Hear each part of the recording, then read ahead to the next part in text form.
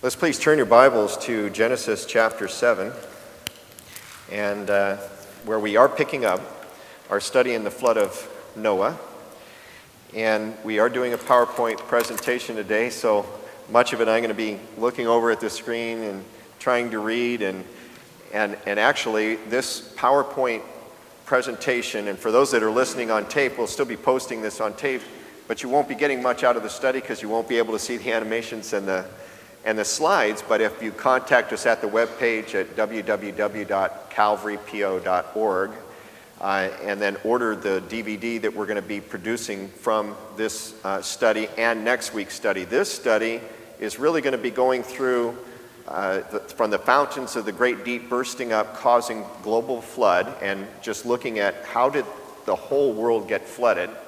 And then next week, we're going to be looking at where did the water go? The two great questions of the flood of Noah are, as we sit here on a dry earth with almost 30,000 foot mountains and almost 30,000 foot deep ocean trenches, where did all the water come from to flood? And where did the water go? Well, we hope to answer those two questions in the next 2 weeks. Today, we're going to emphasize where did the water come from to flood the entire earth.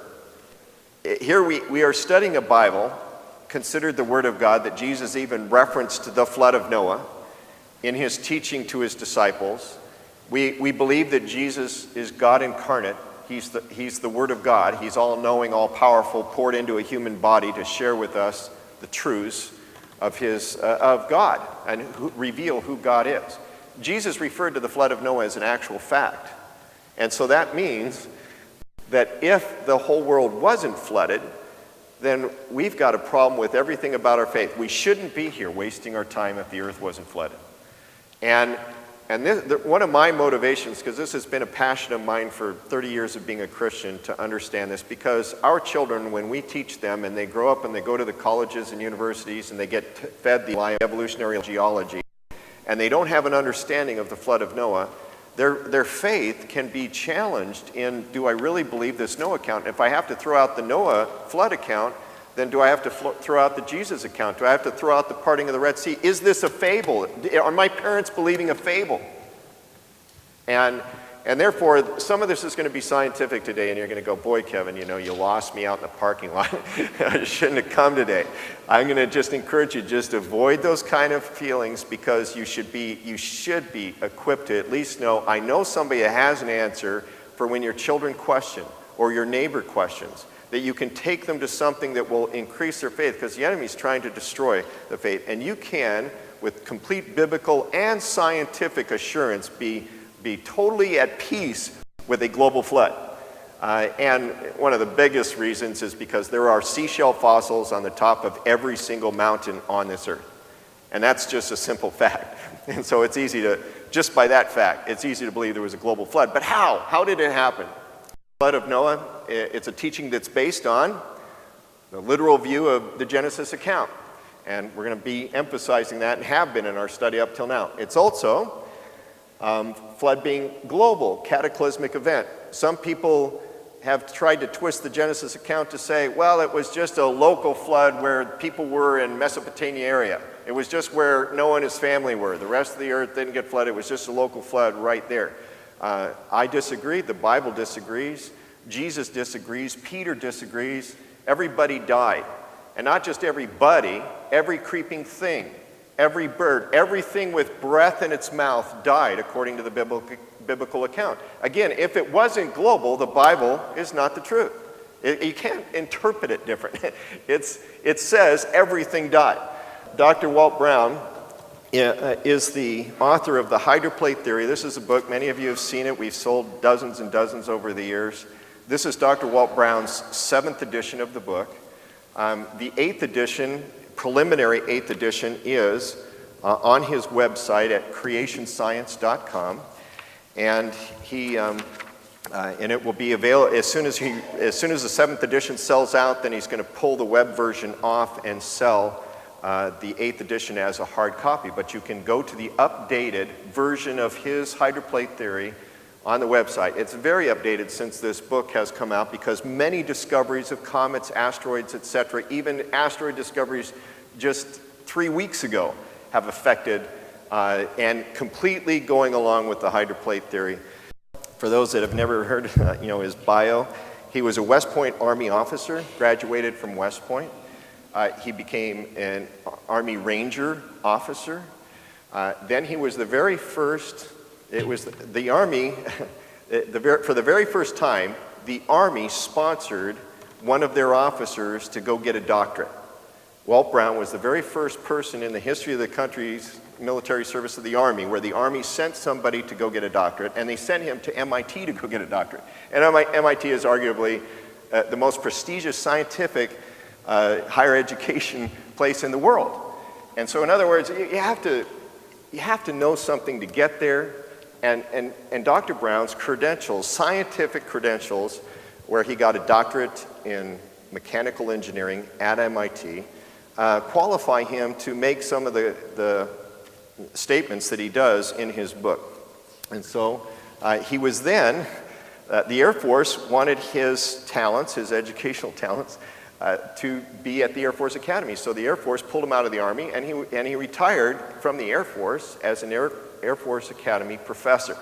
And then he left the Air Force because he wanted to devote full time researching his belief of how the flood occurred. And that research has been going on now for over 20 years since he retired, and it is completely, his theory is being validated every day by the discoveries which are all supporting predictions and other anticipations of the hydroplate theory. This is getting back to our Genesis 1-2. Laying the back, how was the earth created? For those that have been following us in Genesis, this is a quick review. In Genesis 1:2, it says the earth was without form and void, and darkness was on the face of the deep, and the Spirit of God was hovering over the face of the waters. So there was the earth had mantle, and it says that the whole world was covered. The Spirit of God was hovering over the face of the waters of the earth. At creation, the earth was solid, covered by water. That's what the Bible tells us in Genesis 1:2. And then in Genesis 1:6, it says, and God said, let there be an expanse. And that just kind of pops in there because that's what God said. He said, let there be an expanse, and this is the New American Standard Version instead of the King James, which says firmament, because it really means an expanse. And Walt Brown, for reasons we discussed in our study earlier, and you can go listen to our earlier study where we got in detail about why that expanse means the crust of the earth, a 10-mile thick crust. Let there be an expanse in the midst of the waters, and let it separate the waters from the waters. And God made the expanse and separated the waters which were below the expanse from the waters which were above the expanse, and it was so. I really completely agree with Dr. Brown looking at all of his reasoning. It's a couple, 3 pages in his book, Reasoning, of why the expanse was the crust being put in between the waters so that there was still, the earth is still covered with water, but there's now and he theorizes about 3/4 of a mile thick column of water underneath the crust. This is an animation by Eric Donovan from Colorado. I just met with him in Littleton here about 3 weeks ago, a month ago, discussing animating this. And so, again, to think of the power of God, first of all, we do believe that the power of God breathed the heavens and the earth into existence. And so here's the earth, and when God says, make an expanse and let it separate the waters from the waters, he just put an expanse between the waters. And Eric Donovan is going to further animate this and hopes to have it be on a TV special in high-definition TV, animating the entire thing, including the comet chapter of Dr. Brown's. And so, again, just reviewing the next slide, before the dry land appeared, there was water above and below a relatively solid granite crust that's sitting on top of the mantle, and actually there's a layer of basalt on the mantle, but I'm just keeping it simple here, sitting on the mantle of the earth. And then some assumptions that go along with this. The subterranean water chambers included large amounts of carbon dioxide. And so Walt only has one major assumption of his theory that explains over 20 different things on the earth today. One, and that is that there was water under the crust of the earth at one time that was all interconnected in chambers. That's what the Bible says, is there was water. So that's his main assumption. His second assumption, that's kind of a sub-assumption, is that there was large amounts of carbon dioxide and salt, and that it also consisted, the granite consisted iron, nickel, and other heavy metals that came down. Now the salt explains why there are, on the Earth today, inexplainable by evolutionary ideas of how the Earth formed. There are huge, huge layers of salt. Some expanding 100,000 square miles of sedimentary salt that's been laid down, just solid salt. In fact, in our country, we're looking at digging down to those salt layers to bury our super radioactive nuclear waste. They consider it to be the most stable places in the country, and that would be a great place to stick it. There are some places where the layer of the salt thickness is 1 mile thick, and there are reasons, why that would be the case with the hydroplate theory. The other, carbon dioxide, explains why there's all the limestone all over the Earth. The evolutionary mind cannot explain why there's so much limestone all over the Earth. It's an extreme amount of carbon required to make all the limestone. And God said in Genesis 1, 9-10, God said, "Let the waters below the heavens be gathered into one place, and let the dry land appear." And it was so. And God called the dry land earth, and the gathering of the waters he called seas. And God said that it was good. So God didn't leave that expanse just there with water below and on top, where the world is still all covered with water. He said, "Let the dry land appear." How did that happen? Well, the granitic crust, the weight of the crust, because it is unstable, just sitting there on water, would have dropped down pillars into the mantle. It would have flowed. We have to understand that 10 miles deep, the pressure in this earth is 62,000 pounds per square inch. Rock is not rock at 62,000 pounds per square inch. It's like putty. In fact, everything is like putty. So the granite is sitting there, and there was any heavy places of the granite would have caused these like pillar-like stalactites, the stalactites you see in a cave that come down. There would have been dripping down places that hit down into the mantle, creating pillars. What Walt refers to as pillars that would have then attached to the mantle of the earth. And when it did that, when it dropped down, then those places of the crust would drop down, creating an area for oceans to run into, and all of a sudden oceans would have formed and the land would have appeared. So after the dry land appeared, you have pre-flood seas that are over areas where the crust is dipped down and touching the mantle. And God called the dry land earth, and the gathering of the waters he called seas, and God saw that it was good. So there's now trapped underneath the crust of the earth large half of the volume of our oceans, theorized by Walt, half of the current volume of our oceans trapped underneath the crust of the earth, and the other half on top of the pre-flood earth, meaning that there was large amounts of land, littler amounts of oceans, not as high mountains. There weren't 20,000 foot mountains. There weren't even 10,000 foot mountains before the flood. There were, in fact, the theory, and there's other issues here that you can get from the book, but the theory is the highest mountain was about 5,000 feet. And the deepest ocean was about 5,000 feet. And that was the pre-flood condition. And then a cross-section that comes out of Walt's book is the pre-flood earth, which had shallow seas where the pillars of the earth's crust touched the mantle, and there's a pillar-like structure, rolling hills and low elevation mountains, and large amounts of water, carbon dioxide underneath the crust.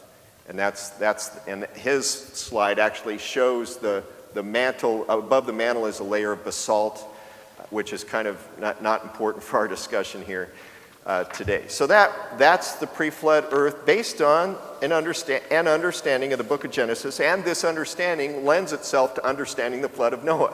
And since the flood of Noah occurred, it has to have occurred, then this lends itself. In fact, I've also should mention, there are other theories of how it occurred. In every case, the ones that I've looked at, and I've looked at everything that I know that's out there, in every case the other theories are unbiblical, which means they can't be true.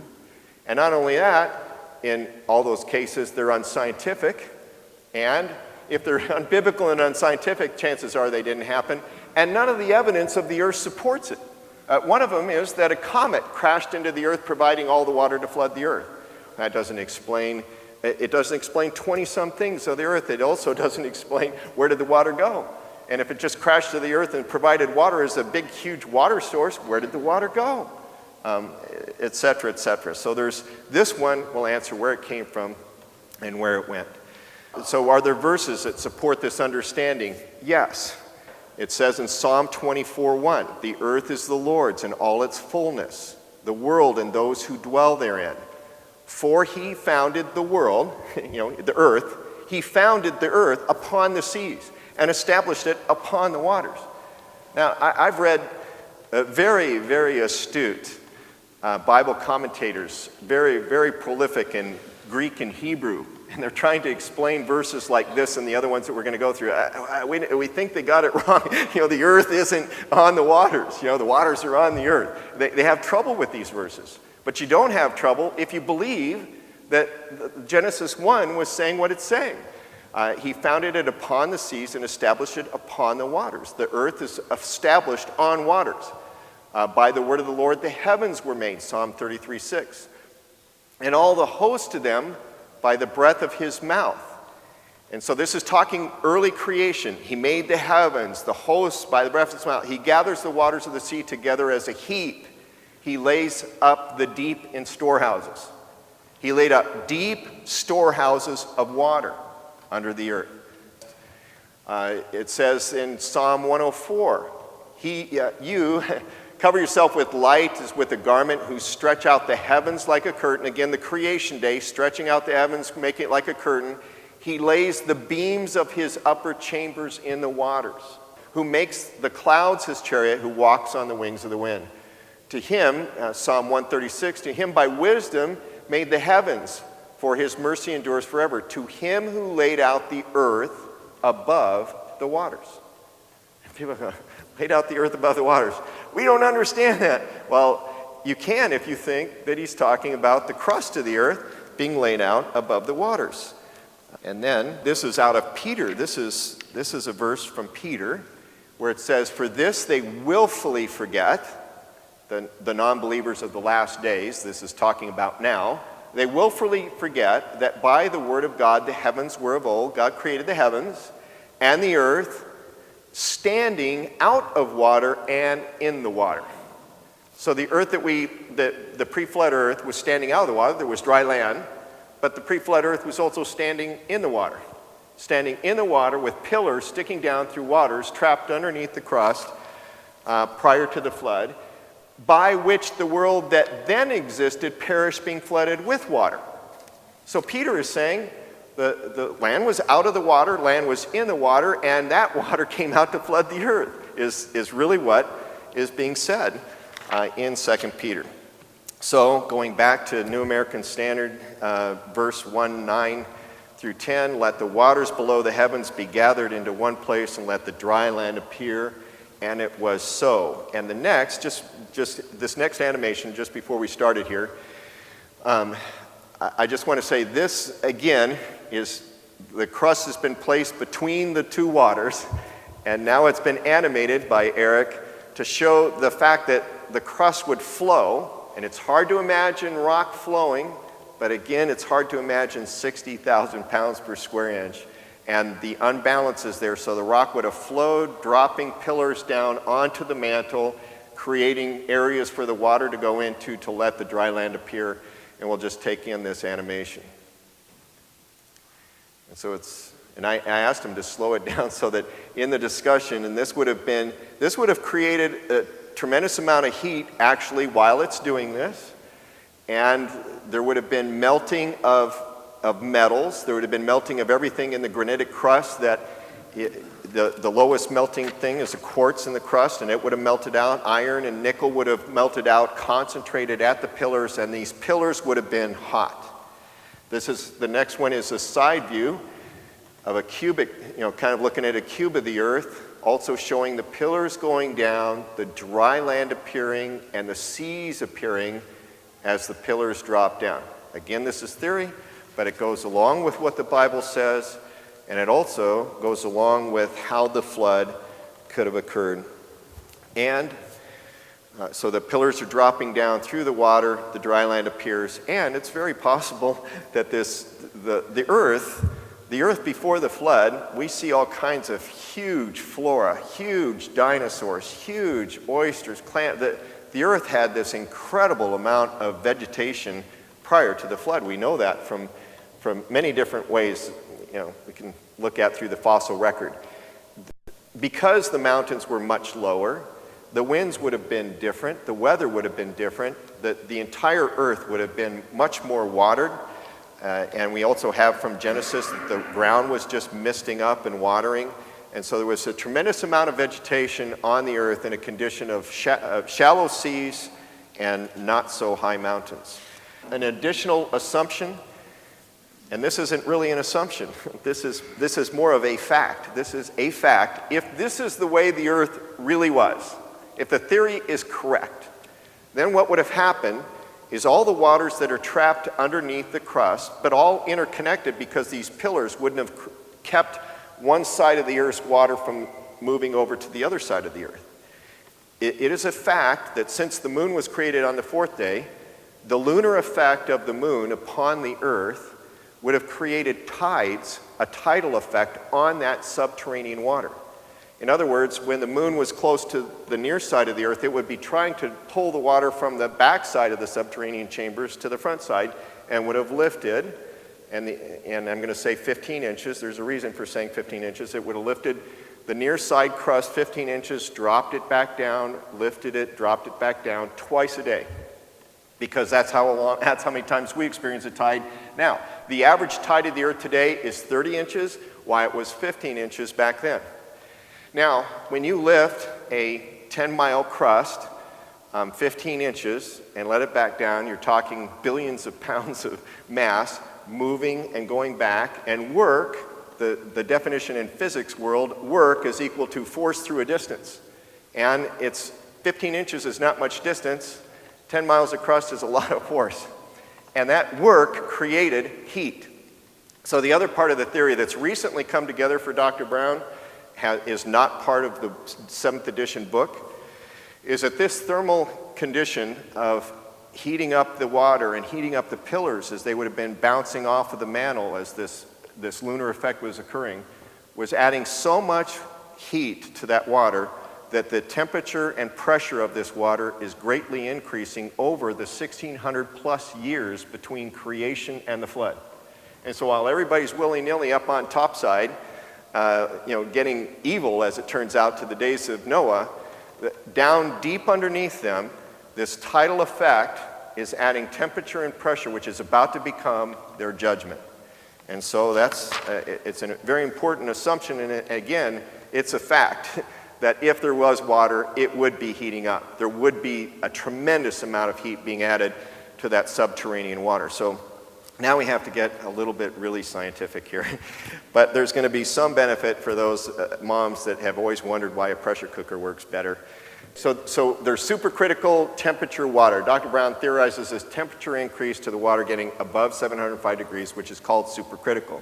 Water has a saturated temperature and pressure relationship between freezing and 705 degrees. And here's a water. This is actually right to this level is a pint, which I'm going to tell you, supercritical water, this is worth a half a stick of dynamite in energy, is where we're going with this. But if I wanted to boil this water, how hot do I have to get it? Anybody here, any of you science experts here? 212. At atmospheric pressure at sea level, 212 degrees. So as soon as I heat this water up at 212 degrees, it starts boiling because there's 14.7 pounds absolute pressure at atmospheric pressure at sea level, which we're at, that the pressure's trying to keep it from boiling. That's here, we don't feel it because it's all around us. And at 212, it'll start boiling. Well, years ago, just because of people knowing the effects of water, is they invented pressure cookers. This happens to be Juanita's and ours. And no matter how much, this is the thing for kids, I want to cook this thing, I want to boil this egg a lot faster by turning the heat up. You're not heating up that egg any faster. No matter how much it's boiling, it's still only 212 degrees. So what you have to do is to make that water boil hotter is you have to pressurize the water. And this is what pressure cookers are. And they make this lid. they make the lid so that it actually goes inside and like this, because it's made to pressurize 10, 15 pounds. If pressure's increased at 10 pounds, it'll boil it at 240 degrees. And if you have a 15-pound pressure cooker, it'll boil at 250 degrees. That's why if you boil a chicken in a pressure cooker, it can get done a lot quicker because it's getting hotter, the water's hotter inside. If there were a way to increase the pressure, like for this one, there's a little weight that goes on there. If I press it down, I could increase the pressure to the point where the pan could blow up. If you have one of those glass pots, if you were to push down the lid tightly when it's boiling, you would see the boiling stop because you're putting just a little bit of pressure. You would stop the boiling until the water heated up to the new pressure boiling point, and then it would start boiling again. And if you pushed it down and got it to stop boiling and then it starts boiling again, you lifted the lid off, it would explode in boiling because it's instantly got to all explode in boiling to get down to that temperature of atmospheric pressure again. But you don't want to do that because it would actually erupt violently enough to possibly scald you. So again, don't do that at home. But now this pressure temperature relationship continues all the way up to 705 degrees. That's where water does something incredible. A recent discovery about this critical point of water is actually helping to clean up extreme chemical waste, because critical point of water has properties that are being used to disassemble chemical waste. But all the way up to 705 degrees, if you could see in the container that could hold the pressure, and it's like 3,200 pounds at 705 degrees, so it wouldn't be a glass container, but if you could look through it, you would see a water layer and you would see a steam layer. You would see the vapor, water vapor, and you would see the liquid side. As soon as you get to a little over 705 degrees, the critical point of water, you no longer see liquid water. The line between liquid water and vapor disappears. And all that there are is microscopic globules of liquid water, 10 to 20, at certain pressures just above critical point, 10, 20 molecules of liquid water surrounded by all the liquid vapor, the water vapor. The properties of that. So it actually would look like mush. It looks like water mush. But the issue is, if you drop the pressure on that critical water, it explodes with an energy that completely unleashes the remaining thermal energies as far as creating steam. So now it'll expand 5,000 times. So in other words, if this was critical, this much water at critical temperature, if I then, and the steel vessel would have to be an inch thick to hold it if it was steel, and if I could somehow break that vessel, this amount of water would expand 5,000 times in volume, which is what an explosion does. And that much water is worth a half a stick of dynamite. This is half a stick of dynamite. So what does this mean? That means that if 2 pounds of water, a quart, is equal to 1 stick of dynamite. This is a pint, so it's only a half a stick of dynamite. And what does that mean? That means if this water heated up to over supercritical, and there's reasons to believe it went over 850 degrees, then if a crack in the earth occurred, and that water has a way of escaping to atmospheric pressure, the amount of energy released is equivalent to billions of hydrogen bombs of energy. We cannot fathom the amount of energy that's contained in half of the volume of our oceans being heated up to supercritical water temperature 10 miles below the crust, and the crust breaks, and the amount of energy that is coming up, it has the power. And again, Walt Brown, mechanical engineering, physics, MIT degree, you can work the calculations of the amount of energy. Is it big enough to launch rocks and debris into space? Yes. What would happen if you launched rocks and debris into space along with water? They would become comets. They would become asteroids. They would be out there, and that's why they're containing minerals from Earth that were super hot at one time. It explains so much of what they're finding out. The energy is there to do it. So the Lord saw the wickedness of man was great in Genesis 6:5, And God said to Noah, the end of all flesh has come before me, for the earth is filled with violence through them, and behold, I will destroy them with the earth. Make yourself an ark of gopher wood, make rooms in the ark, and cover it inside and outside with pitch. God knew this was happening. He knew the wickedness of man was coming. There is a good argument against this theory. It is a theory that would basically, well, sooner or later, the crust would have to break, even if men hadn't sinned. Well, I don't care what kind of flood scenario you put together, there was something going on to flood the whole earth, and God just knew. He knew what was going to happen. There was something about the sin of man that he triggered the break of the crust one day. The boat is big enough to fit inside of a full-size football stadium. You know, from front row seat to front row seat is how big it was, and it had 3 levels. And it was enough to put in all the kinds of, it was enough room for all the animals to go into. No windows to see out of because they're not going to want to see what's coming down. In other words, this had to be a heavy-duty boat to endure what the world was about to see. And he shut Noah in with the animals. People ask, I want to just make this one point. People say, how did he round them all up? Well, it's a fact that in the Sumatra quake of Christmas time, 2 Christmases ago, people were in shock that these elephants in Thailand that were, in Banda Aceh and these other places, they just ripped out their chain pegs out of the ground and they head for high ground. They're widely reported in the news media. Why did all these animals start heading for the hills? Because God told them. I mean, that wave is still way out there. The wave before it comes into the land is only a couple inches thick, a couple inches high above the normal. They're not going to feel anything different. They're not going to. The earthquake has already occurred. They felt the earthquake. The tsunami came to Thailand much later. God said, "Get out of Dodge. I'm dealing with humans on this one." And what did he do in Noah's day? I mean, the Bible doesn't say, except that all the animals went there. Our God told those animals, go get in the ark with Noah. Then he unleashed the power reserved in the subterranean waters when, in the 600th year of Noah's life, in the 2nd month, and the 17th day of the month, on that day, all the fountains of the great deep were broken up. Now, if you don't understand that there's water underneath the crust, what does the Bible mean when it says all the fountains of the great deep burst up in one day? And the windows of heaven were open and the rain was on the earth 40 days and 40 nights. Global rainfall. Now people say, well, Kevin, you've just convinced me this 800-degree water under the crust is coming blasting out of this crack. That would have scalded everybody. No. Because when the water, the liquid part of the supercritical and those globules of molecules of liquid water exploded themselves into steam, expanding the volume 5,000 times, and then going many more times by depressurizing the atmosphere, it would have cooled off. Because you depressurize any gas, it cools off.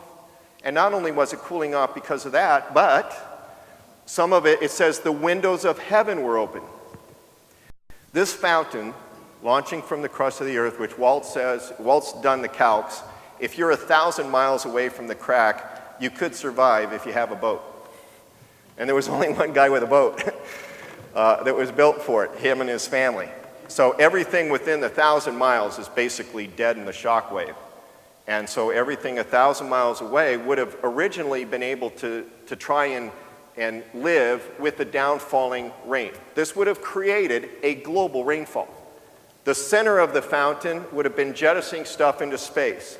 The sides of the fountain, because not as much velocity, ripping up the ends of the crust, sending sediments all over the world, burying billions of plants and animals all over the earth that are creating the fossil record all over the earth. The energy destroying the sides of the crust and eroding it would have then created just rainfall all over the earth for 40 days. But the stuff that's going up straight, it's heading to space, some of it had enough energy to keep going, to leave Earth's gravitational field and to go into orbits around the sun. But some of it would have gone up, not had quite enough energy, fallen back down as dry ice, because there was carbon dioxide in the subterranean chamber. Some of it would have come down as dry ice. Some of it would have come down as just regular dry ice being frozen carbon dioxide.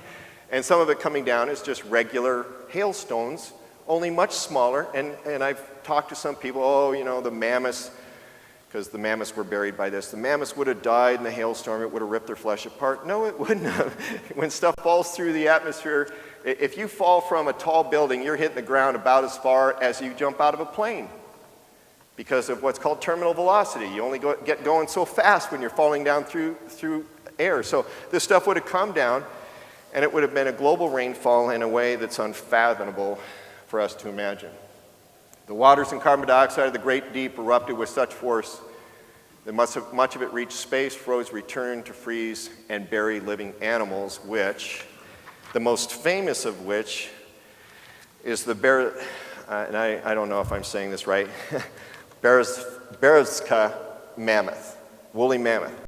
This is the most famous mammoth because over the years, the summers are melting more and more and more of the dirty ice, and all of a sudden they saw the head. 1900, they come back the next year, they dig down the rest of the remaining dirty ice to get him out, and now he's on display in a Russian museum. As far as I know, 10 out of 10, 100 out of 100, 1,000 out of 1,000 elephants die and fall down, if they can. This guy died, and he didn't fall down. Why did he not fall down? And was it only that he didn't fall down? This guy was found in the upright position just like this. They reenacted the exact position that he was found.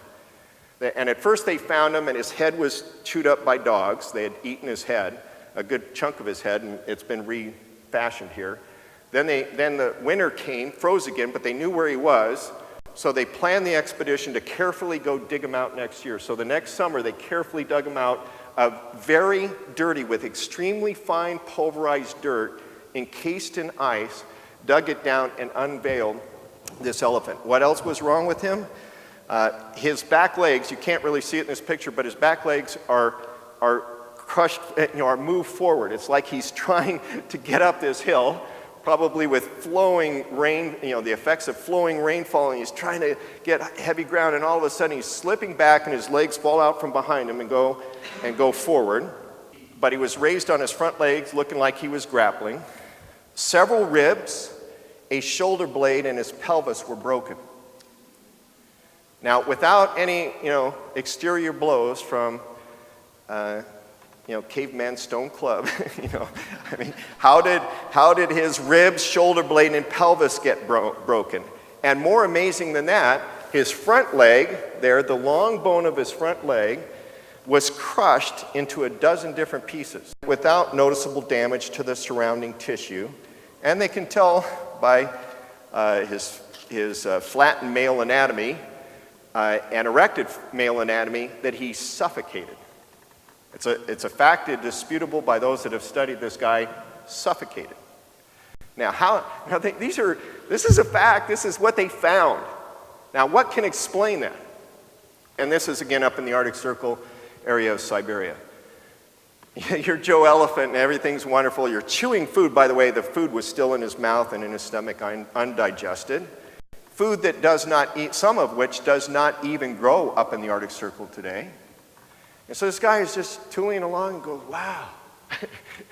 All of a sudden, rain comes pouring down. And he's finding, boy, I better get to high ground. And he's getting to high ground. And all of a sudden, and this is the theorized portion, that rain that went up into space, and there would have been certain areas where pulses of rain went up into space, cooled off, came back as dry ice and frozen rain and super cold rain mixed with the water, and all of a sudden it hits whatever's flowing water and freezes it. And so he's walking along and all of a sudden he's getting frozen, and it's dirty water. In his lungs was dirty water. So he's trying to breathe through it, and he's suffocating from the carbon dioxide that's still coming off from freezing the water, and all of a sudden he's frozen in his tracks, and he can't move. And it keeps coming and keeps coming and keeps coming and burying this guy, crushing his leg that cannot move. And by the way, his leg had to have been straight while it was crushing, because you can't crush a beam. You can't, once you break a beam, you can't then continue to crush it 12 different times. So in other words, it was in a place and crush, crush, crush, crush, crush. Later on, as the flood continued, the fountains are erupting, other dirt and other sediments could have gone on top of him, as we see the sediment layer, and then the water on top. The Sumatra quake of December 2004, the mass change in the ocean floor over here caused the Earth to roll, not change its axis, but the Earth rolled 2 centimeters. It's a fact of physics. So, let's say you're Joe Mammoth, Mastodon, eating, in Central America. And all of a sudden, you get buried, planted by this ice, crushed, killed, where you're standing eating vegetation of Central America. And then the compression event that we're going to talk about next week occurs, rearranging the mass on the surface of the Earth. And now all of a sudden, the Earth rolls, and North America is now part of the North Pole area, the Arctic Circle area. Everybody, all the other mammoths, and by the way, rhinoceroses have also been found in the Arctic Circle, frozen to death. They've been found down in Antarctica, down below the ice sheets in Antarctica, frozen to death. My brother even said he saw, they were pulling out, when he was stationed in Antarctica, he told me that he saw that they found a saber-toothed tiger underneath the ice in Antarctica. It's, again, without dispute, it's a fact that they found these things that cannot live in those places now. So then what happens is the Earth rolls, every place that thaws out, when the flood is over, well, their flesh decays away, they die, they're dead, their flesh decays away, they're just bones, they're gone. But what God did is he preserved these frozen mammoths that we're walking around America, let's say. Now they're up at the Arctic Circle, thousands of years later, to be found by us, as a testimony to the reality of the flood for those that want to believe it. The other theories they teach about mammoths in colleges cannot explain why a mammoth would be in that position standing up, why its bones are broken, why it has food still undigested in its stomach. Just the heat of a mammoth body would digest its stomach contents within a few hours. But if it's surrounded by very cold, coming from space water, it would cool that body off and preserve it for the next 1,000 years. People who argue against Dr. Brown's theory say that the frozen mammoths are all after the flood of Noah. They'll say, if it was frozen in ice, the ice would float, ice floats. Well, ice floats if ice is ice. This is dirty ice. And it could have had other sediments on top. So during the flood, this ice could have been down on bedrock, this dirty ice, sunk with the mammoths, down in dirty ice, and stayed there while the floodwaters were over the whole surface. And then you say, well, the waters would have melted all the ice. Wouldn't have melted, didn't melt all the ice because it's there. It's hard to argue against the fact that the thing died standing up, and it just wouldn't happen during any natural storm post-flood. This was a major cataclysmic, otherwise unexplainable event for this mammoth. So, as we discussed, he was in a southern latitude at the time because Dr. Brown theorizes that the original North Pole was about right here in Asia, and so the Earth was like this, which means that the mammoths were in a latitude that would have allowed them to live, and then the Earth rolled and put them into a latitude that kept them frozen over the years. And so over the years, as the Ice Age has gone away consistently, and Dr. Brown says, I am wrong in my theory. If you ever find a frozen mammoth, especially the standing up ones, which there aren't that many, but there's this one, if there were fossils directly underneath them, then it would obviously be after the flood. Now people will say, well, there was fossils in the area of these mammoths. That doesn't matter. It doesn't matter if they're in the area because they could have been in the sedimentary layer washed in as the floodwaters were going all over, and then when the ice is melting, they could have been in the area. The issue is they have to be directly below frozen mammoths for his theory to be wrong. The waters and carbon dioxide of the Great Deep erupted with such force that much of it reached space, froze, returned to freeze, and bury living animals. They've also found, during to make road construction, they found fish frozen in a river in the act of swimming. This stuff falls down from space and flash freezes a small stream with fish in it, and they're frozen in the act of swimming. 50 wild oxen were found in a herd run. They're running along, and they just saw these heads of the herd of these oxen, and they start digging down, and they find out that they all died standing up, running in a herd. As the water escapes, As the water escapes below the crust, the pillars would have been breaking off, been going out with the water towards the crack, and comets would have been formed. What it says in Job is he removes the mountains, and they do not know when he overturns them in his anger. He shakes the earth out of its place, and its pillars tremble. You know, the earth would have been shaking out of its place and rolling. By the way, the Bible says in the last days the earth is going to roll again, that it's going to reel like a top and be like a drunkard, and we're going to see that crustal changes are going to be coming in the future. The escaping supercritical water contained enough energy to launch comets and asteroids into space, as we've been mentioning. And I know that's hard to fathom, but it's just physics. You got enough energy to do it, it launches, it's there, and then it's going to do its thing. Billions of tons of crust are being eroded and deposited as sediments bearing trees, plants, and animals globally. Look at that guy. He got buried before he finished lunch. And this is a real-life fossil. This isn't... and this other guy had just eaten lunch. Not even done eating the fish. Boom, he's being buried. And by the way, fossils only occur when something is rapidly buried and compressed and the oxygen's gone. That's the only way. And it's global, and it's massive. And the erosion of the crack would have caused it to occur. Here's a tree, still planted. Would have been in an area where the shock wave didn't knock it down, so it's far enough away from the crack of the crust that it's still standing straight up, not like Mount St. Helens that blew over all those trees. And so it's still standing up. And the evolutionists, if you didn't have the tree there, the evolutionists would look at all the layers of strata that are in this picture and go, oh yeah, billions of years or millions of years of strata. Well, that's quite a tree that can grow for millions of years up through all the strata. And those are found all over the world. The evolutionary geology fairy tale is just that. It's a lie. And it's something that our children have to be equipped with. And how are they equipped? By knowing how the flood of Noah occurred.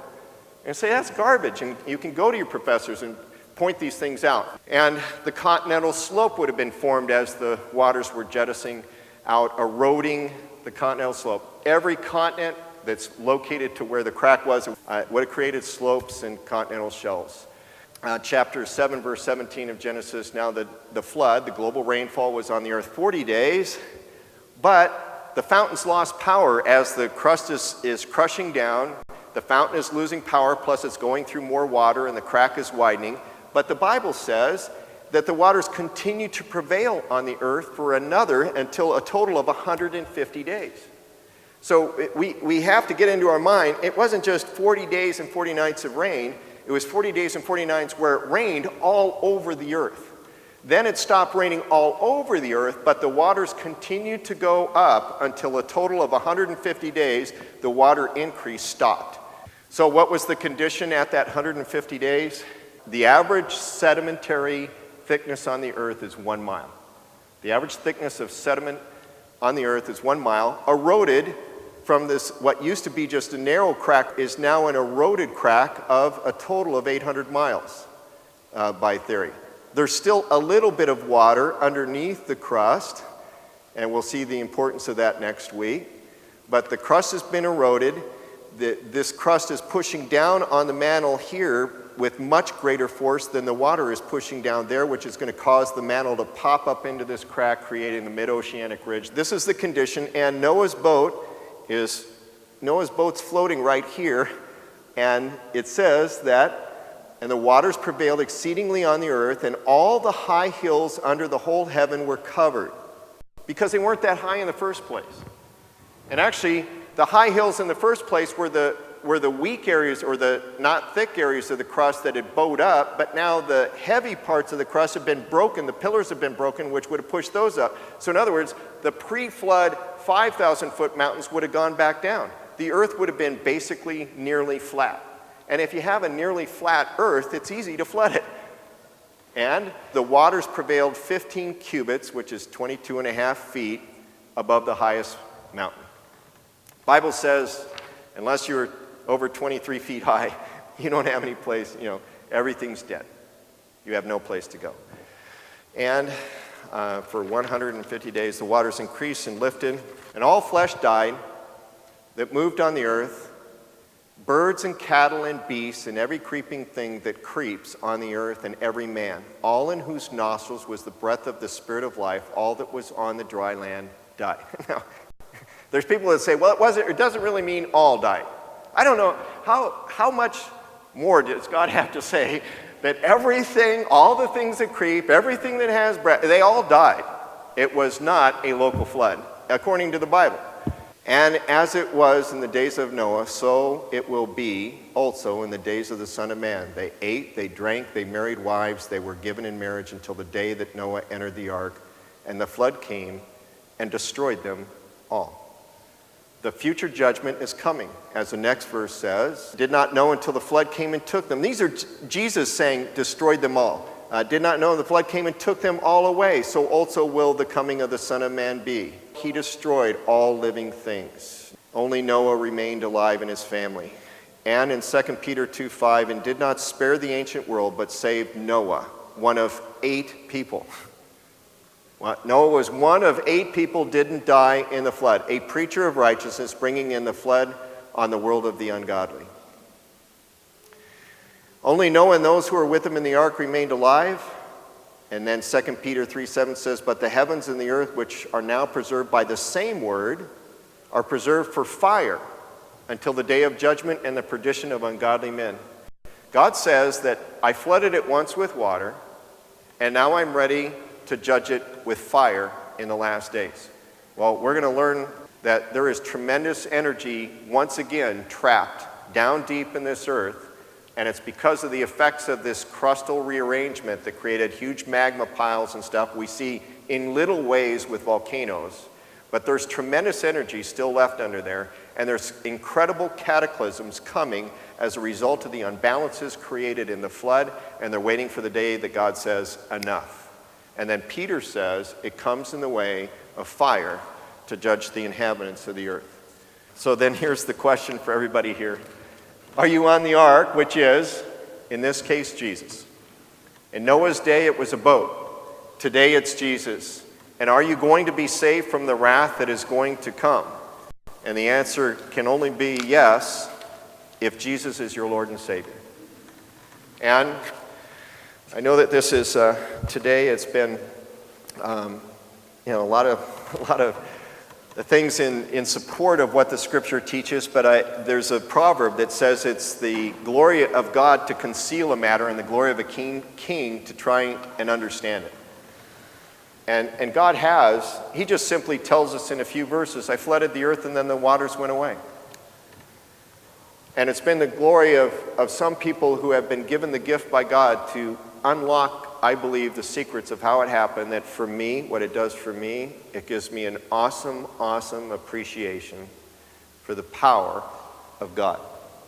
The truth of His Scripture, the absolute trust that we can have in Him, to know that the world is lying to us about all their other stuff. They can't even explain the fossil record, really. If they would just believe the Bible and then investigate, they would sit there and realize, we better be submitted to this God who can just breathe the earth into existence, have water under the crust, and one day it breaks, and He saves 8 people. That's, to me, the miracle is not that the flood occurred. The miracle is that 8 people survived. That's the miracle. The other miracle is not that He created us. The miracle is He sent Jesus to forgive us, even though that we've sinned against Him. Let's turn quickly to Genesis chapter 7, and our study is actually in 8, but what we're going to do for those that were, missed, we're going to do a summary by showing a video clip here in a minute that was actually part of a CBS special in 1993. I believe it was 1993. CBS ran a special on Search of Noah's Ark, and their researchers in preparation for that special asked, is there a theory out there that explains how the flood of Noah could occur? And this is back in 1993. Their technical people said, yeah, this Dr. Walt Brown, who had written a book called In the Beginning, Compelling Evidence for Creation and the Flood. Dr. Walt Brown's theory is a credible theory in their view, and one that we can feature in the CBS special. So what you're about to see is a little portion of the clip which is a review of what we've discussed, which is where did the water come from to flood the whole earth. If the earth was flooded, the water came from somewhere, it had to go somewhere. We've covered where the water came from, and just as a summary of our study, chapter 7, verse 11 of Genesis, in the 600th year of Noah's life, in the second month, the 17th day of the month, on that day, all the fountains of the great deep were broken up and the windows of heaven were opened, that there was great amounts of water under the earth.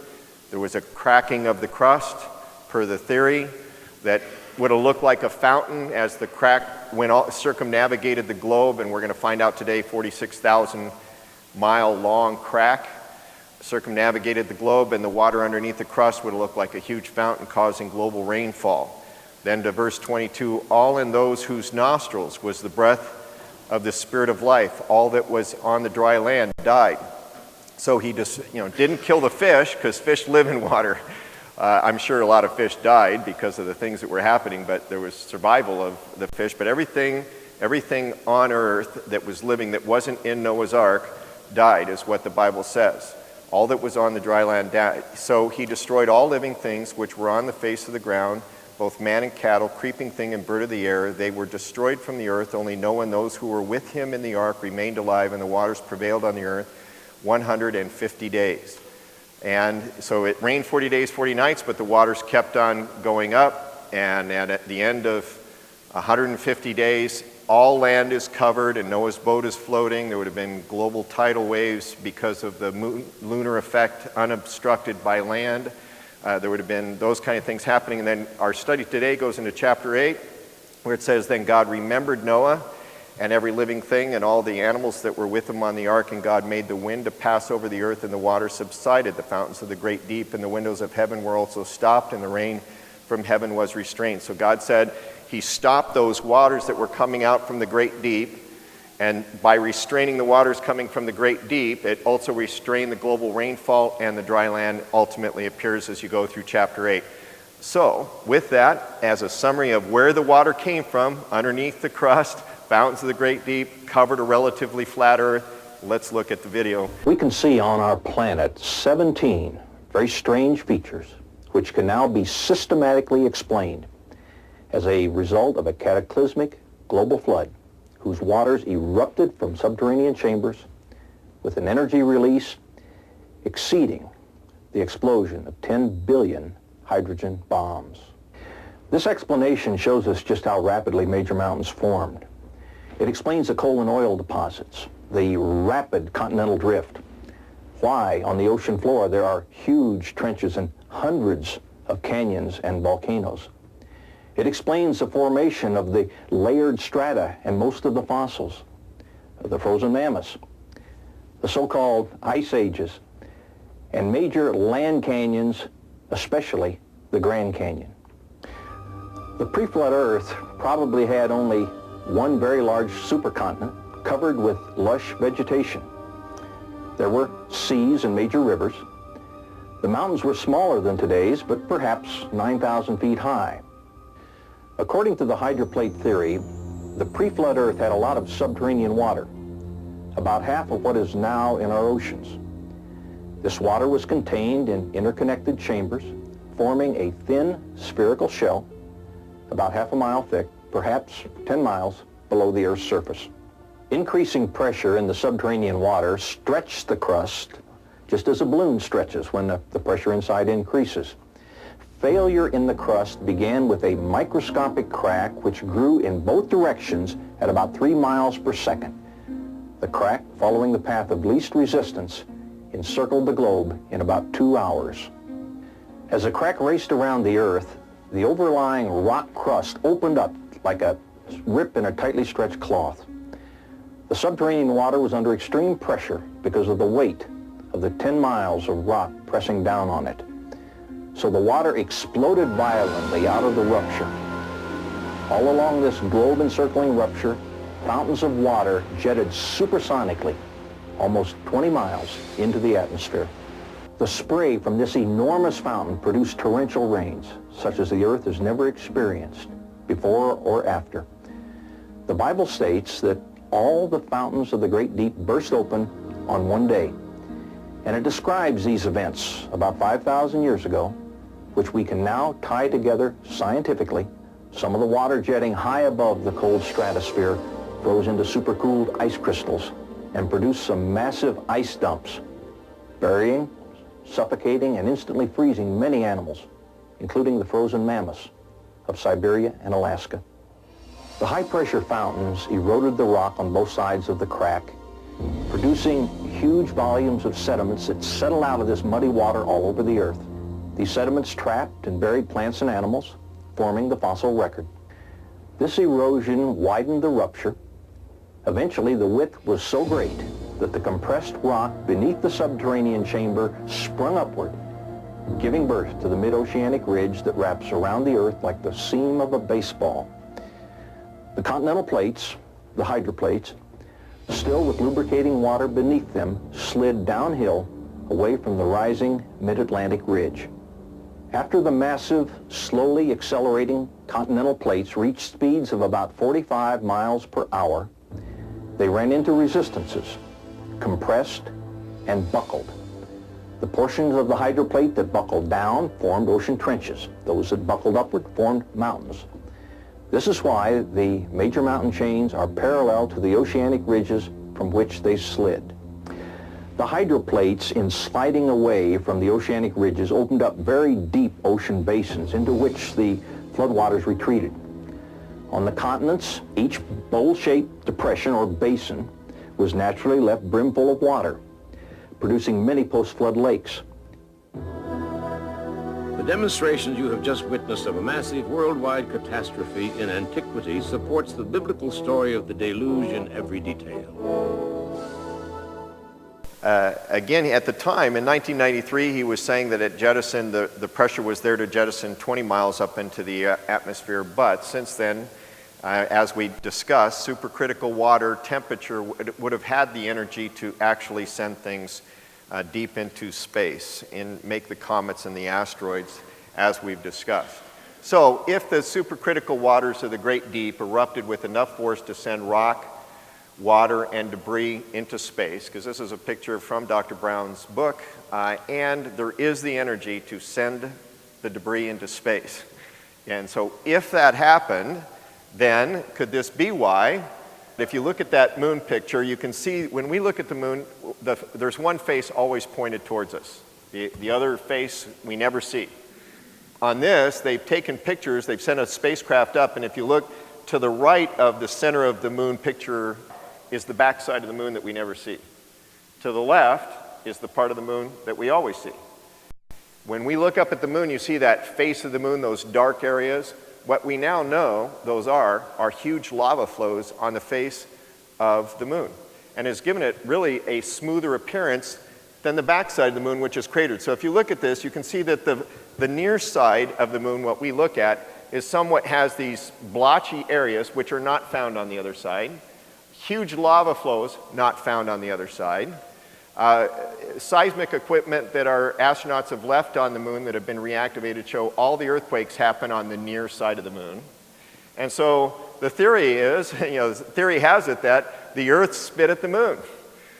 Spit at the moon huge rocks and chunks and debris that by the time it's coming crashing in at thousands of miles an hour into the lunar surface, it would have created huge magma flows. And so when you look up as Christians, I do believe, based on this theory that I've been researching for years, all the evidence is supporting it, that when we look up and we see the face of the moon, we're watching the lava flows that occurred from the Earth. Now, the evolutionary scientists have a very difficult time explaining why the front side of the moon has been so impacted, because if it was some kind of asteroid or meteor shower that went through, any meteors heading for the moon, what are they going to hit on the near side of the moon?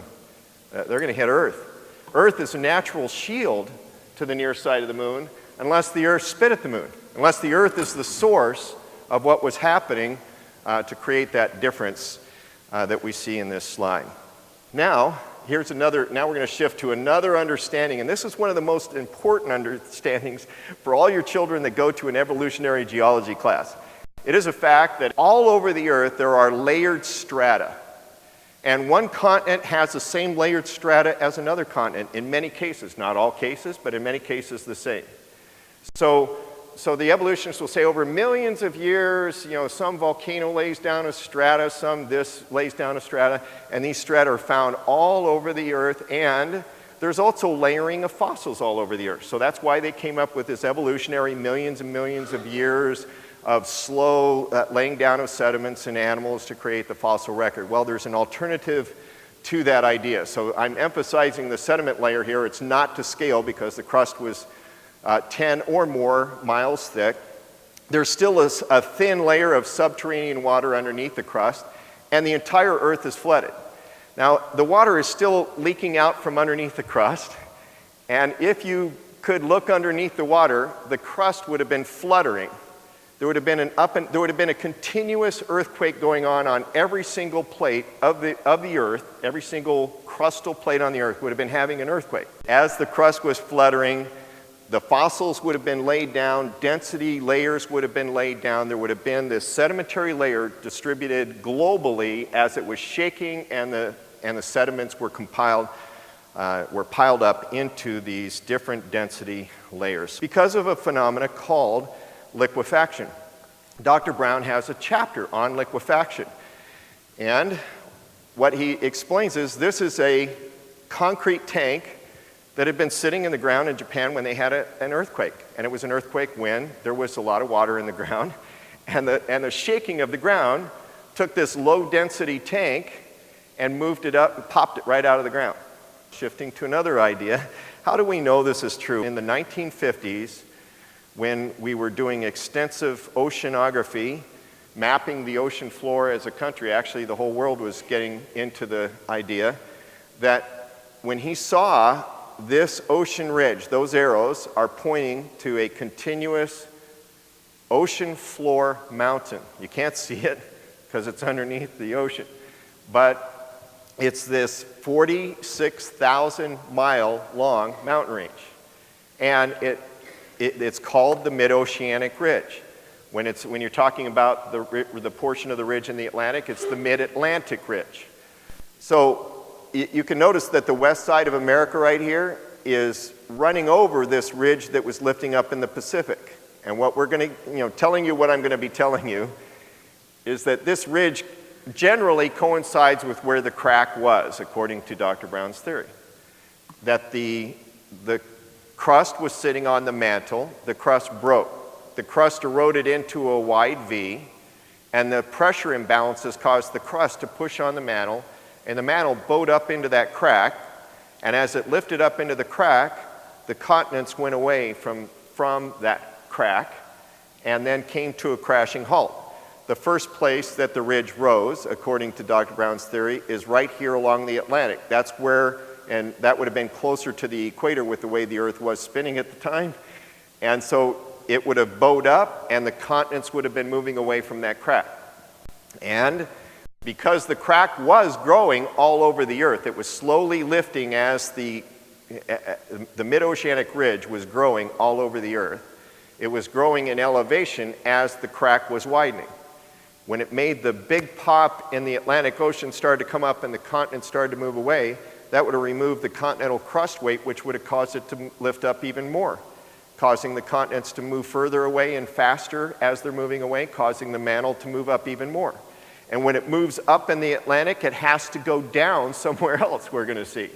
And so it's coming up in the Atlantic, it has to go down someplace else. That's creating a sliding effect of the continents that we will look at here in a minute. But you can see, I'm again telling you what I'm going to tell you. We'll go back and look at this. But right here, this is what made the Olympic and Cascade Mountain Range.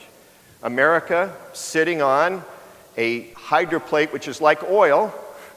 It's sitting on the water. The hydroplate of America is sitting on the water still underneath the crust. When you lift up one side, slides to the other because the water was there, came to a crashing halt on the Pacific, the rising Pacific Ridge, and in doing so, created our Olympic mountain ranges according to the theory. So, Dr. Brown, we're always deceived by looking at a map of the ocean floor and the Earth, because when you take a globe and you try and lay it out two-dimensionally, it puts everything into distortion, as you probably learned in school. What Walt Brown did is he took the map of the ocean floor, made it accurate to a globe, and then he made the North and South American continent, including their continental shelves, and the European and African continental shelves, and made it accurate to the shape of the globe, and this is what you end up with when you bring them up to the crack. Doesn't that look like a nice fit? The evolutionists have a different take on it, but it really doesn't make sense. But what does the ridge on the ocean floor have to do with the crack and the crust? How could the 46,000-mile ridge form? Again, as we've mentioned before, this is the crust here pushing down on the basaltic mantle area with a subterranean chamber. Everything is balanced because the crust is pushing down evenly all over the Earth, putting 62,000 pounds per square inch. If it was 10 miles thick, it was about 62,000 pounds per square inch all over the mantle. And you have to understand that rock doesn't seem like it's a very good spring, that it doesn't have any springiness to it. But everything, when it's under 62,000 pounds, it can be springy. So the mantle's being pressed, and so the mantle is under such intense pressure that if you could remove that pressure, it would act like a spring and want to come out wherever you can remove the pressure. So everybody follow that, I hope, because there's some geologists that work for AIG that don't understand that and say that the mantle can't become a spring. Everything acts like a spring. It might not move very far with a piece of pressure, but when you put 60,000 pounds, it'll become a spring. So, at the end of 150 days, this is a situation. That crack has eroded into a V shape, and these crustal pieces are pushing down on the mantle with much greater pressure than the water is pushing down on the mantle. And you have to think these crustal pieces on each side, in the case of North America, which is currently 3,000 miles wide, before it moved west and crashed and buckled up with mountain ranges, let's say, and I'm not saying this is what it was, but let's say it was 5,000 miles wide. So you have a 5,000 mile wide continent pressing down on the mantle, and you have this crack, which Dr. Brown estimates was about 800 miles wide. So the crushing of the crust down on the mantle is like a hand on a tube of toothpaste, and it's pushing. And the blue here in this diagram, this V area, is like the screwed off cap of the nozzle of the toothpaste tube. And so the crust is squishing, and the toothpaste is getting ready to come out, which is the mantle. The mantle is the toothpaste, the hand is the crust, and it's wanting to come out through that hole.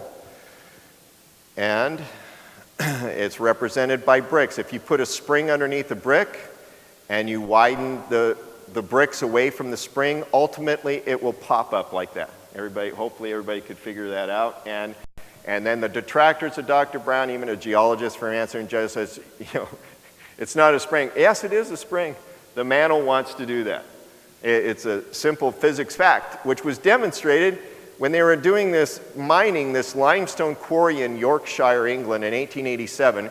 They kept digging deeper and deeper and deeper, and pretty soon they're starting to cut the bottom of the floor of the quarry, and the bottom of the floor starts exploding up into the workers' faces, because the wall was so heavy compared to the floor that the shale was wanting to get out from underneath the wall and go to the low pressure area.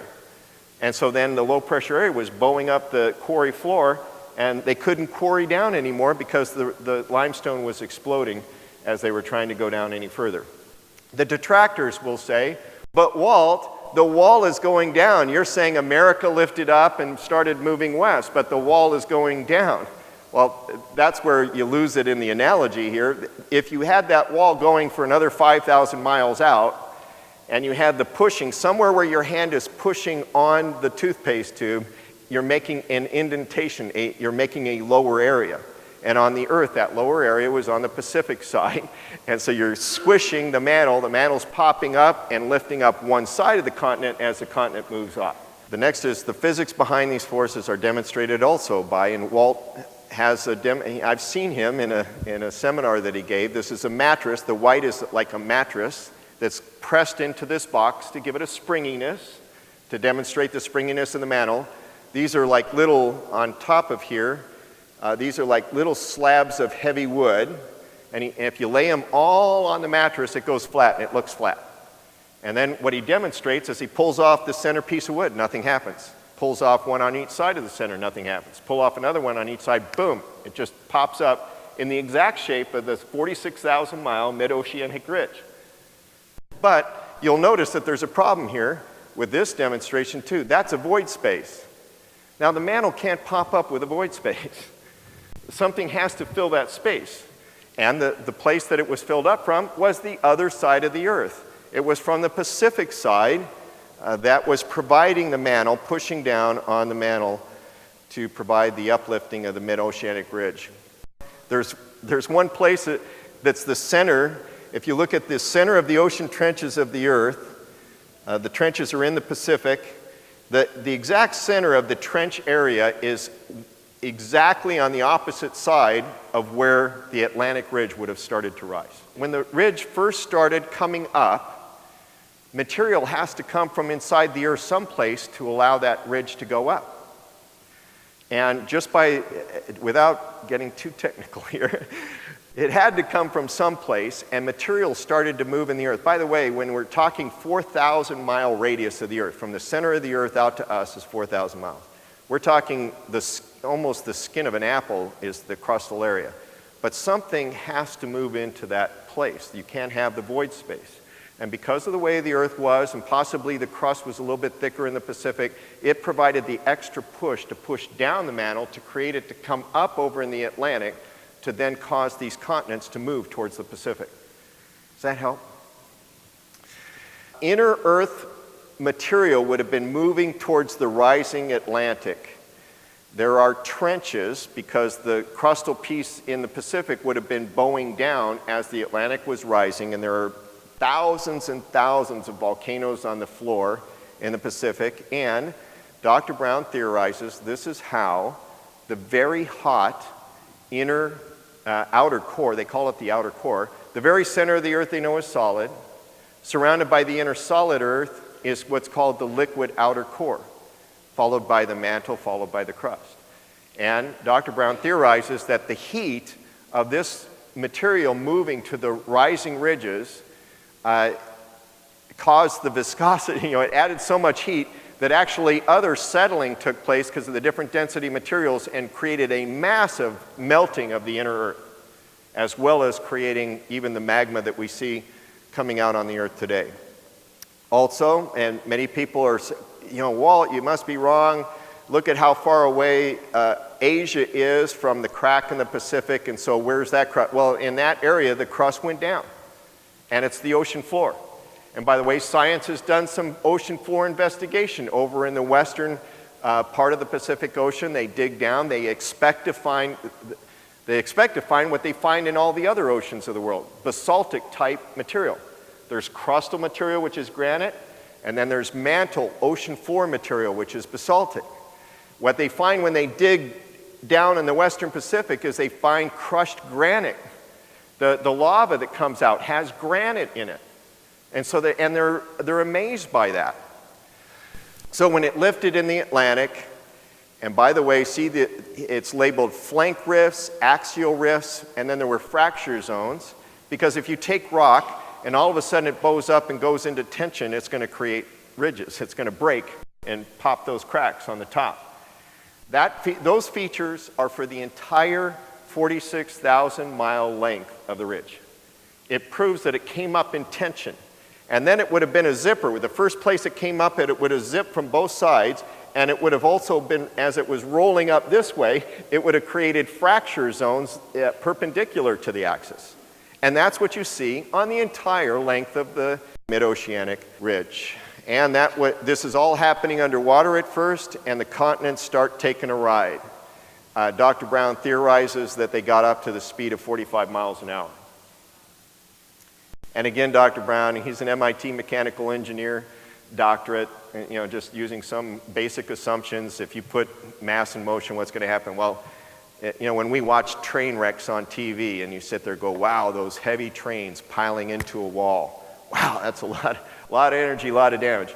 Imagine the trillions of tons involved with a 10-plus mile thick continent heading west, going 45 miles an hour. When it runs out of its lubrication, or it runs into something, there's going to be some major changes that occur to those crusts. So the ridge grew. North and South America started moving towards the west. Europe and Africa to the east, both were lubricated with the remaining water, and off they went. As these forces of momentum are building up, the continents are coming crashing, running out of lubrication. South America, if you look here, the Andes mountain range, which goes right along with the leading edge of the movement, the Andes mountain range, probably ran out of lubrication, ran out of water, is crushing down along on the mantle, and boom, starts lifting up and folding on itself. America ran into the Pacific Ridge, creating the Olympic Cascade Mountain Range from north to south, the Rocky Mountains, or a few cars back in the big train wreck, the Rocky Mountains bow up. A few more train cars back, the Appalachian Mountains bow up. And everything's coming to crash, and everything is moving towards the Pacific. Now, look at that. This is a mountain range in Canada. I think every Christian student should take this picture to their geology class, their evolutionary geology class, because this one picture destroys evolutionary layer theory to smithereens. Because layers do not lay down like that in folded layers. In other words, this picture really looks obvious that at one time those layers were horizontal, and while they were still soft, because this is solid rock now, while they were still soft, somebody took them and crunched them together and folded them. And this is not made up, that's real. Well, what in the world could fold soft before solidifying what is now sedimentary rock? There is no answer except the hydroplate theory. Everything has just been freshly laid down. It's underwater. The carbon associated with the carbon dioxide coming out of the fountains of the Great Deep had not been the cementing agent of this sedimentary rock yet. It was still not solidified, just like it takes a while for concrete to dry through the same cementing process. And so these layers have been laid down, they're soft. They're riding on top of the average thickness of sediments on the earth at the time was, now today is a mile thick, sitting on top of North American continent. North America goes for a ride to the west, comes to a crashing halt. The momentum, with all those layers laid down horizontally, the momentum says, I'm still going. Boom, boom, boom, boom, folds it up. Does everybody follow that? To demonstrate this is our sedimentary hydroplate. This is North America. And this guy down here is the mantle that it's going running on. And now I can lift this up pretty high, and it doesn't want to, that high. It doesn't want to take a ride because of the friction that's there. Now, evolutionary scientists say that all the mountain ranges were by the slow subduction process, the mantle going down, inches a year, pushing. Well, see, if I were to try, that's like saying I can push this sedimentary rock with a straw. Can I push this with a straw? No, the straw would crush. Within 10 miles into land, anything that's pushing on granite crust, 10 miles in, you cannot transfer that force because you'd be crushing it. There's too much friction of the crust sitting down on top of the mantle. Does everybody kind of follow that? You can't move something without that something being strong enough. But if North America was lubricated with water underneath and the mantle popped up, it's going for a ride because there's no friction. The water's keeping the friction until it runs out of water or runs into something. This is now the earth flooded with water, and the ground is just barely flooded. You have to remember that the Bible says that all the land was flooded at 22.5 feet. The highest piece of land was 22.5 feet underwater.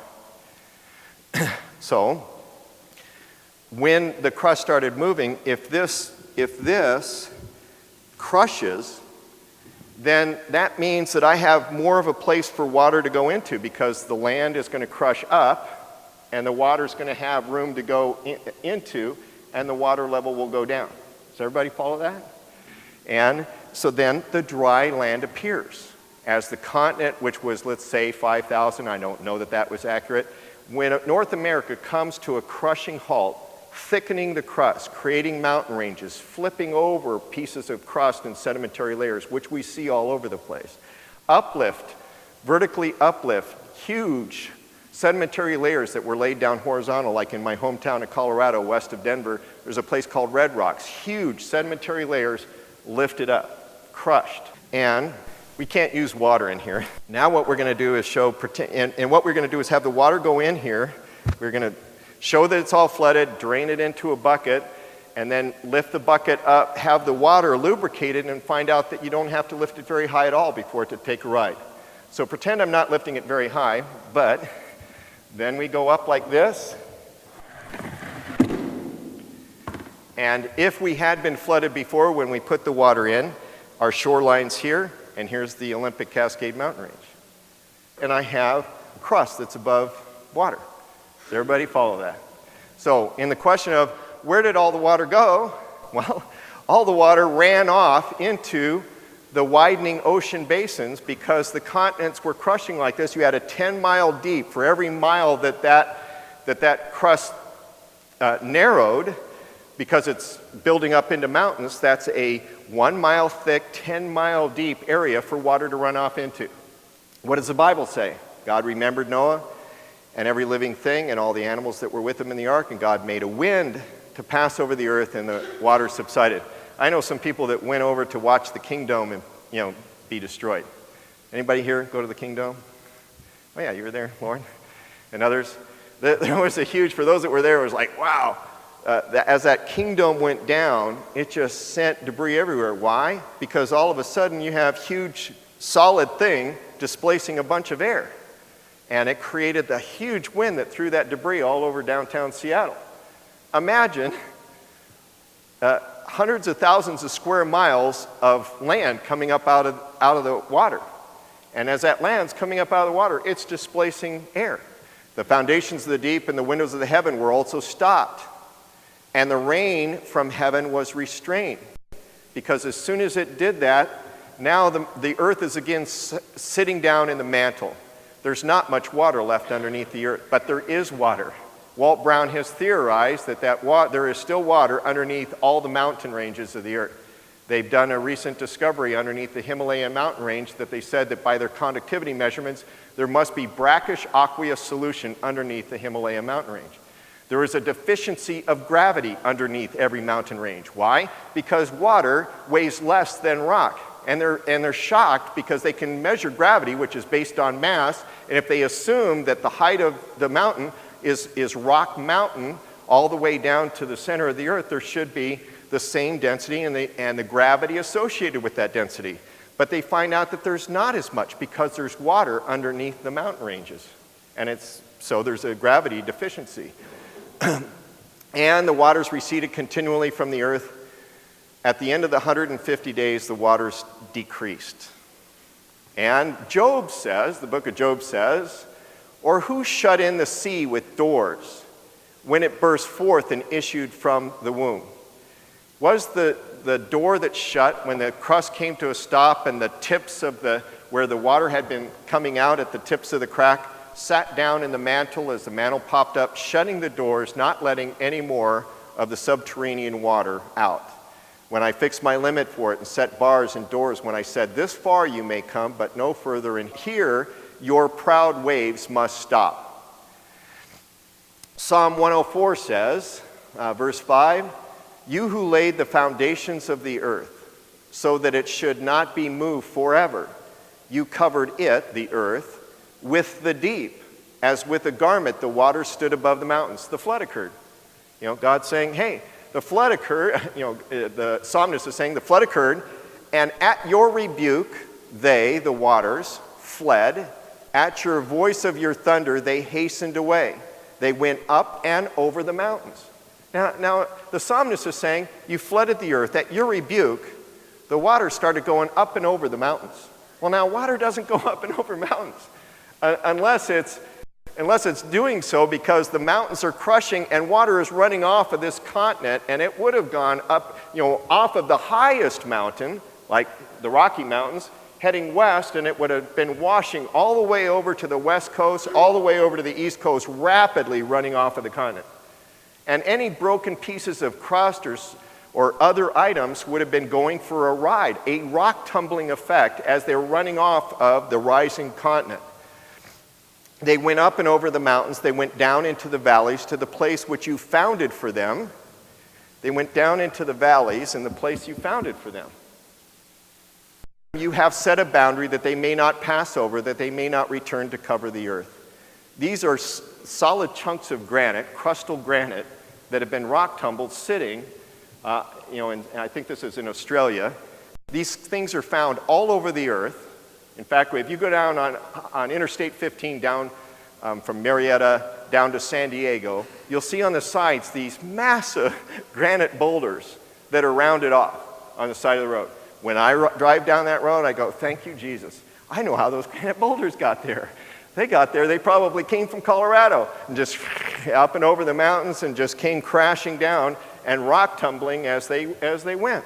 How do you explain that at 13,000 feet in the Andes Mountains in Peru that there are petrified giant oysters? Some would say aliens dropped them there. And there's other pictures. You can do giant oysters, Andes Mountains, see other pictures on a web search. How did they get there? This was an area that did not receive, for whatever reason, did not get some of the sediment that was coming, or it washed off. At the recently laid sediments of the earth washed off as the crust of the Andes, as the Andes Mountains was coming up, as South America was crushing to the west, these giant oysters that were sitting on the bottom, they grew to 13,000 feet and then are sitting there for us to find. And another example that can be found, the sedimentary layers in the area of the Grand Canyon. They've studied the Grand Canyon probably more than any other canyon in the world, and there's partially uplifted, formerly horizontal layers. And this one is a quartzite layer. This guy right here is a quartzite layer, and it's partially uplifted. These layers stayed horizontal, but they went for a ride. When the train stopped, the horizontal layers went for a ride, but some of it uplifted.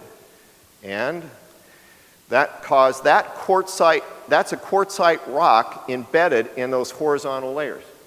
Looking again, how did that block of quartzite, how did this block of quartzite that was in that previous layer, how did it come from this layer and then be displaced to the side of it?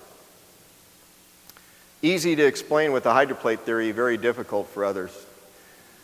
Okay, and this is George Hess's animation, and let it roll.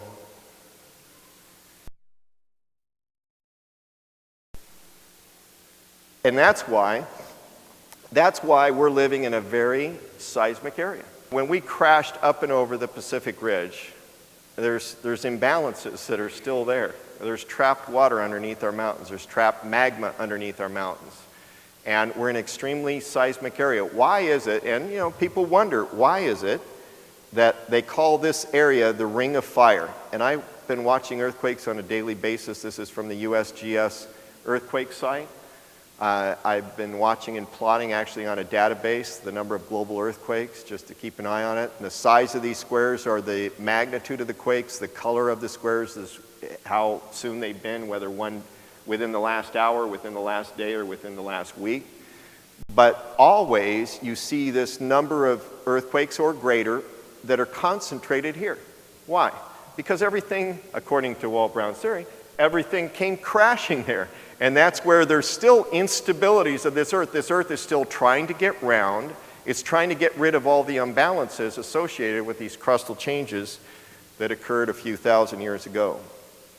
As soon as everything crashes up, it's sitting on top of the mantle, and it wants to sink in the mantle. But the mantle is putty. It's not water, so it can't sink immediately. And so over the years, it's been sinking down, and we know, people wonder, how did animals get from this island? How did the Galapagos Island finches get stranded there? How did animals get from one continent to another? Because they were all connected. This is immediately after the flood. This is probably what the Earth looked like. And because there's shallow areas and everything you can tell is connected, it would have been easy for people and animals to get from one place to the other. over the years, the mountains sank down into the mantle, causing this effect to occur as you watch.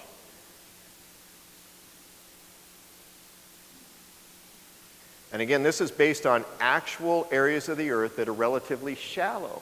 We can't appreciate it because we just see ocean. You don't see the shallow areas. And so now we're in this condition where, we're separated by a large amount of ocean waters, and so that also would have occurred had this been the way we got to where we are today. As the waters ran off, any place that would have been this huge basin with earthen dams would have created a huge lake. As the waters ran off, if there was a dam, it would create a huge lake. Dr. Brown spent a year in the area of the Grand Canyon. He found evidence going through the deserts of Utah, Arizona, Colorado, and New Mexico. He saw evidence of water all at the same elevation everywhere along there. And then theorized, at one time there used to be a lake, and he named it Grand Lake, and now this is very popularized by other Christian organizations, but they never say that Walt Brown did the research, and it's for reasons I am baffled by. But then if this dam broke right here, what would you have created? You would have created that. And not by that little old Colorado River running for millions and millions of years through all these layers. You would have had one mother of a flood as the dam broke and the billions of gallons of water washed from the Grand Lake through this gorge of freshly laid down sedimentary rock, creating the Grand Canyon.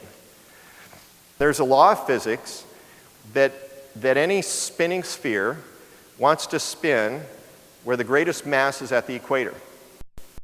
So when this crustal change was happening on the Earth, all of a sudden it was spinning before the flood. It was spinning in an orientation that had the greatest mass at the center of the Earth, or at the equator. Because the crust went on a big ride, then the upheaving mountain ranges, every mountain range that popped up is now wanting to get to the equator. So the mountain ranges in the southern hemisphere, they're wanting to move the Earth up north. The mountain ranges in the northern hemisphere, they want to move the Earth south. And they're competing for each other, but the most massive mountain range on the Earth is the Himalaya mountain range. And so it was the predominant force wanting to roll the Earth from the north, where the Himalaya mountain range was much closer up to the North Pole when this crushing effect happened. That mountain range wants to move down south, wants to roll the Earth. So that means that and here's now, because of the equator of this shotgun shot, that white dot is where this ball wants to be, the North Pole. So I can spin this ball in any orientation, and this ball will want to make that white dot the North Pole. Now it still spins with the axis in the exact same place, but the ball is actually rolling on the ice, and it's going to ultimately roll to the point where that white dot is again the North Pole. Either that or physics is changing. And it's just a simple fact. Now, what can throw this off is, again, the unbalance effect, which it's wobbling because we didn't perfectly counterbalance what he was doing. But the Earth wants to do this too, by the way. It wants to wobble because of our imbalances. It ultimately gets down to the point where all those forces work together, and we will see that that thing goes to the North Pole. And while it's doing that, I wanted to also say, as the Earth has bulged because of the centrifugal force, people on the equator are traveling 1,000 miles an hour.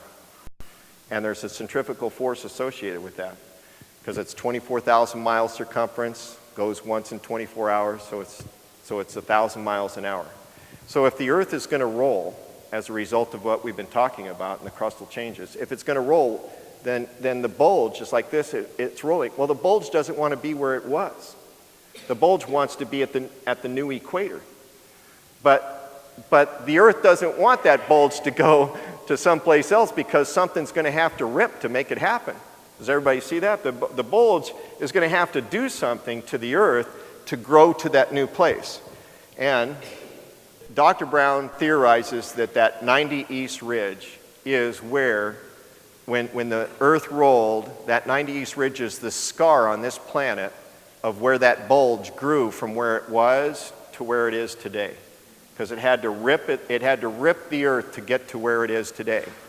Now, I knew this before the Sumatra quake.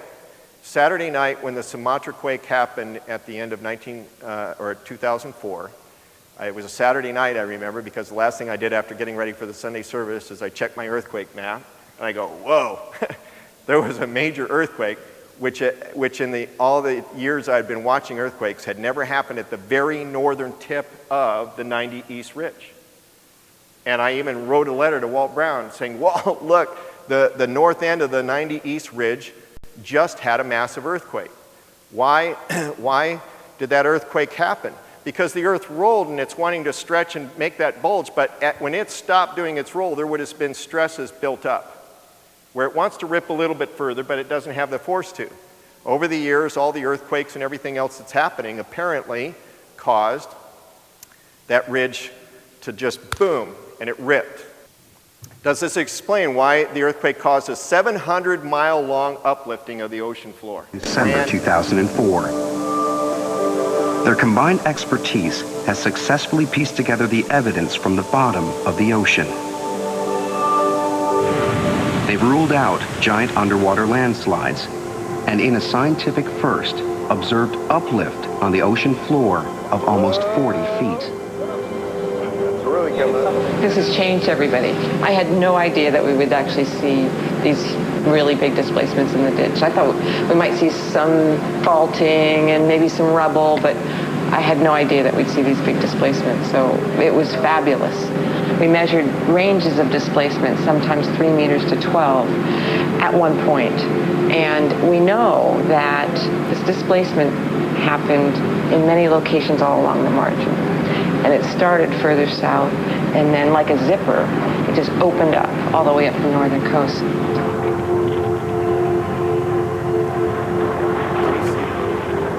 It's a discovery that has changed our understanding of the creation of these giant waves. Anyway, as soon as I saw that, even there's guys here today that on the Sunday, when we heard about the tsunami, I told the guys, it's probably uplifted on the ocean floor. We heard that there was they were thinking it was a landslide. Nope, it's not going to be a landslide. And they have footage of where it vertically lifted 700 miles along the side. Huge tsunami occurred as a result of it. They think it's going to happen off of the West Coast. It's not going to, because the 90 East Ridge was formed from a different phenomena. And there's one other video that let's watch. That there's still liquid magma underneath our crust. So when the Denali earthquake happened in Alaska, we had a micro earthquake in Lake Union. Lake Union shook. And this is footage from November 2002, Como TV. And it was just going kabam, kabam, kabam. That's one of the eyewitness accounts on Lake Union, where houseboats suddenly rocked so violently that water and sewage lines snapped in two. So the whole thing shifted, actually quite a bit of distance. Floating homes were rocking differently than any of these homeowners ever witnessed before. Not this up and down Right, you would get usually if a you go boat like came this. through here. And so we just didn't, it was very disorienting. And then we realized that it was the water going this way. And seismologists say they could blame the Alaska quake. While it didn't generate a tsunami, energy waves traveling through water could indeed slosh Lake Union. You do get this very low frequency motion, very slow up and down, and that can cause bodies of water to sort of slosh, a little bit like in a bathtub. Seismologists say there are similar reports from Lake Pontchartrain in New Orleans and from nuclear power plants as far away as Minnesota, where tonight they're asking the same questions heard on Lake Union. And then looked out to say, what is happening here? Okay, now the seismologist said that by the earthquake waves, that it could slosh Lake Union, thousands of miles away. Okay, it didn't slosh any of the lakes between Denali and Lake Union, just Lake Union. And just Lake Pontchartrain, where it snapped 1-inch mooring lines on huge lots in Lake Pontchartrain in Louisiana, it changed the intensity and the frequency of geysers in Yellowstone National Park. Now, how could that happen? Again, if there was still trapped water and liquid magma of the crust coming to a crashing halt at the end of the what Dr. Brown calls the compression event, there would have been liquid magma and water trapped underneath our crust. You have this huge Denali earthquake, what was it, 7.9, 8-pointer, 7.9. It's like pressing down your brake pedal on your car, bang, on a hydraulic system. Now you press your brake pedal down, and what happens? The weak spots in your hydraulic system, your slave cylinders on your brakes, they move, and they put your brakes on. And so what does that mean? Lake Union is a bad place to live because there is liquid, and they pressed down in Alaska, and the hydraulic effect went underneath the continent, and it found a couple of significant weak places, Louisiana and Lake Union, and punched just those. And so that means in a more severe earthquake, you would have the trapped pressure underneath the crust. If it breaks the crust above or in the area of Lake Union, you would have this tremendous disaster that would occur if you could actually break this area, Lake Pontchartrain or Yellowstone, pop the magma underneath Yellowstone. So looking at a map, you see that the Denali earthquake, and there's the scientists investigated the timing of it. Yachts in New Orleans, Lake Pontchartrain, snapped light. We had a guest here that lived in Lake Pontchartrain at the time. He says the lake just looked like a bathtub that you just shook up. It says, one scientist commented, every time we drill a hole, we find the unexpected. That's exciting but disturbing. And a science reporter remarked, the COLA, a deep drilling project, revealed how far from true scientific theory, evolution scientific theory, can roam. And they're shocked by what they find. It totally supports Dr. Brown's theory of how we got to where we are. Genesis 8 and 4, if you read the rest, we're going to have to just cover these as a review next week of these chapters, verses out of Genesis. But let's do one closing verse and going to Isaiah. Isaiah chapter 24, and then we'll close. And it says in verse 19, the earth is violently broken. The earth is split open. The earth is shaken exceedingly. The earth shall reel to and fro like a drunkard, and shall totter like a hut. Its transgression shall be heavy upon it, and it shall fall and not rise again. It shall come to pass in that day that the Lord will punish on high the host of exalted ones. The host of the exalted ones is Satan. God will punish Satan and destroy him. But the earth is headed for another cataclysm. There's judgment by fire, as we mentioned from the book of Peter. The unleashing of forces still underneath our crust are going to cause the earth to reel again. And the earth is going to wobble a lot more, according to the scriptures, because of these kind of energies that are placed still underneath the crust.